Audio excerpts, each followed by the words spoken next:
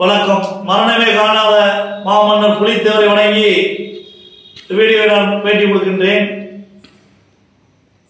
மதுரை மாவட்டம் அலங்காநல்லூர் ஜல்லிக்கட்டு புதிய மைதானத்திற்கு திராவிட முன்னேற்ற கழகத்தின் தலைவரும் முன்னாள் முதல்வருமான திரு கலைஞர் அவர்களுடைய பெயரை வைப்பதற்கு தமிழக அரசு முனைப்பு காட்டுவதாக தகவல் வருகின்றது.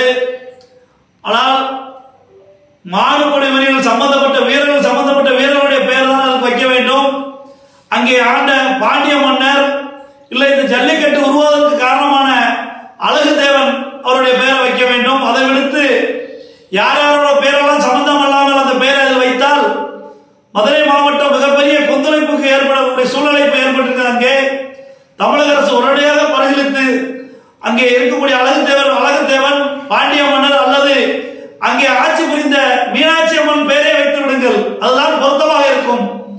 இல்லை என்றால் நாங்கள் தெய்வமாக வணங்கக்கூடிய தெய்வீக திருமகனார் பசும்பொன் முத்துராமலிங்க தேவர் மருது சகோதரர்கள் எத்தனையோ